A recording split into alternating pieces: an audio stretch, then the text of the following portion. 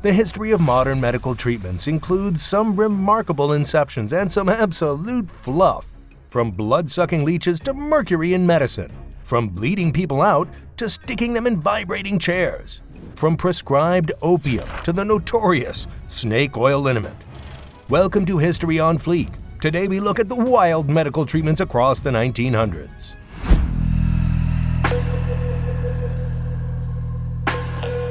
Indeed, from antiquity through to the 1900s, removing the blood of a patient was seen as a sound medical practice. Luckily, come the 1900s, the practice had moved on considerably, but way back in ancient Egypt, scratching and branding the skin was seen as a model of bloodletting.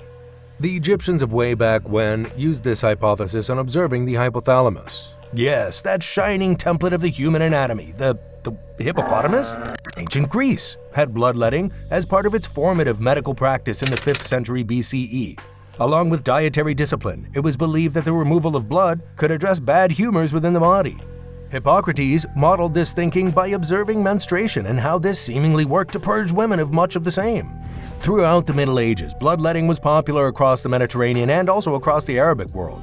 The Talmud advised bloodletting to treat fevers, and even recommended times and days under the Shabbat. Leeches would come into increasing popularity across the centuries, hitting something of a peak in the 19th century. At this point, bloodletting was used to treat just about any ailment under the sun, from leprosy to smallpox, from cancer to asthma. By the 20th century, medical science was on the rise and bloodletting found its critics, though it remained in practice, most commonly done by a physician through the cutting of a vein.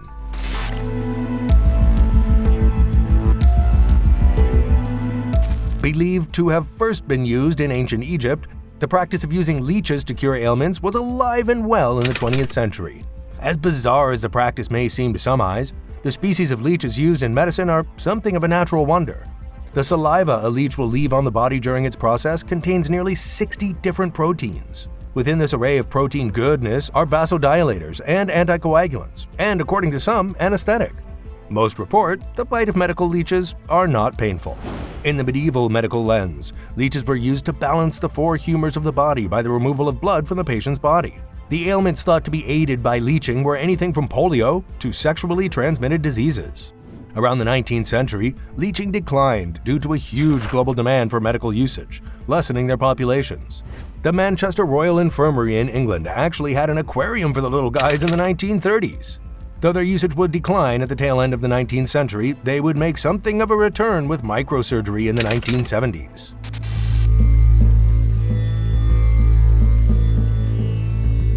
A classic tale of knowledge and learning coming a century or 4 too late. Mercury was a popular medicinal element right up to the early 20th century. Quite astoundingly, this toxic metal compound was used as a treatment for syphilis, even though it would bring on severe side effects like mouth sores, tremors, and, well, even death. Mercury was used in medicinal treatment in its quicksilver liquid form, and also as a salt. The latter, mercurous chloride, had a particularly championed status, used by some of the famous across history, including Edgar Allan Poe, Andrew Jackson, and Napoleon Bonaparte. Commercially sold as a compound calomel, the 19th century fancied it a miracle drug. It could fight cancer, cholera, gout, tuberculosis, bronchitis, syphilis, and influenza. Unfortunately, so blind were they to the toxic element of calomel, the doses only grew, and the prescribing only increased. Come the early 20th century, Pink's disease arrived in ever-growing numbers, disturbingly across infants. By 1950, there was one culprit. The ingredient all sick children had been taking en masse, calomel. It was around this time the toxicity of mercury was recognized and mercury poisoning finally took the metal out of medicine.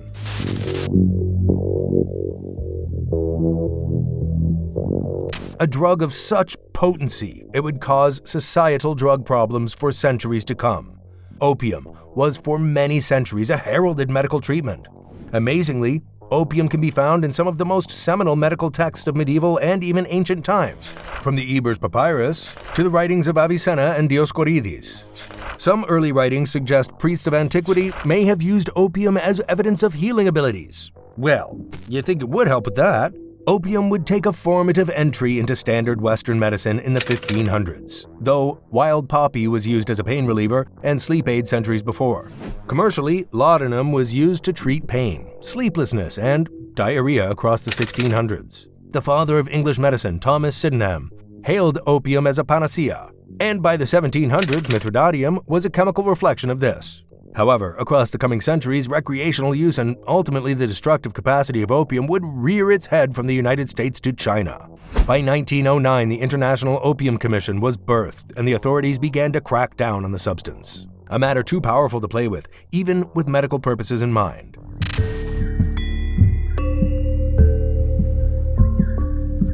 No doubt the most shocking part of this video, sorry, I couldn't help myself, electroconvulsive therapy was without a doubt one of the most controversial medical treatments of the 20th century. The primary controversy around electroconvulsive therapy is its use in psychiatric environments and, sadly, inducing seizures in psychiatric patients, dates back to the 16th century. The first use of ECT was in 1938, conducted by Ugo Carletti, an Italian neurophysicist, starting with testing electric shocks on animals for experimentation.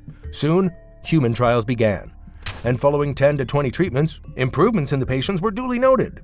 Curiously, the treatment only picked up in popularity and broke through along with early antidepressants and lithium in the 1950s. Across the 1960s and 1970s, the anti-psychiatry movement threw the practice out of favor. The famous iconography of One Flew Over the Cuckoo's Nest cemented the treatments as inhumane in the public eyes. Yet that wasn't reflective of the actual procedure, and the treatment didn't end.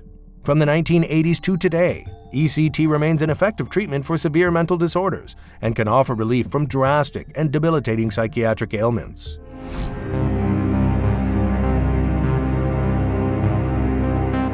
Alas, one of the most notorious medical treatments of modern history, the infamous snake oil. Quite fantastically, this was a load of hullabaloo that really caught on across the 18th century Europe and 19th century America following. The practice of fooling the masses was rather simple before public health departments found their footing. Get a bottle, fill it with mineral oil, throw in some spices, some herbs, even some drugs if that's your bag, slap a snazzy-looking label on the side, and voila, you have snake oil liniment. Astoundingly, this really caught on, despite the fact it contained absolutely no substances from a snake whatsoever. The fake medicine was frequently sold as a cure-all, from pimples and skin rashes to joint pains and rheumatism. Probably the most renowned brand of snake oil belonged to Clark Stanley, a self-promoting rattlesnake king, selling the oil across the late 19th century. However, in 1916, the Bureau of Chemistry would test Stanley's brand, and it contained mineral oil, beef fat, turpentine, camphor, capsaicin from chili peppers, and no snake oil. So the 1900s were really the death of snake oil as a medicinal treatment, but the birth of a terminology. Beware the snake oil salesman. Much like Mr. Stanley, he ain't telling you what he's actually peddling.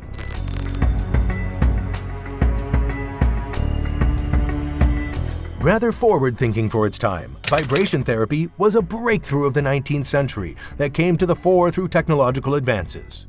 Jean-Martin Charcot, a French neurologist, known by many as the founder of modern neurology, used the technology available to design a vibrating chair. The vibratory chair was equipped with a motor that produced the desired effect. Charcot used this to treat his patients with Parkinson's disease, where they would sit, receiving vibrations through their back and legs, stimulating blood flow and, evidently, promoting healing.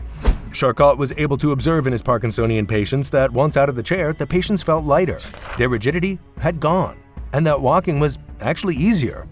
Across the 19th century, vibration therapy was used across a wide range of ailments from joint pain and muscular weakness to nervous disorders. While it hit something of a peak in the 19th century, it declined in popularity until the 1960s, with the founding of further vibration treatments. Incredibly, what started with mechanical chairs and rudimentary devices has flourished into entire fields of treatment. Rhythmic neuromuscular stimulation, RNS, was founded by Professor Bierman, which essentially opened the field for whole-body vibration treatment in the future to come. Today, NASA uses LIV, low-intensity vibration treatment, to ensure astronauts' muscles don't waste away in zero-gravity space. From rickety mechanical chairs to space science. Touché, vibration therapy, touché. This is History on Fleek, and we'll see you next time.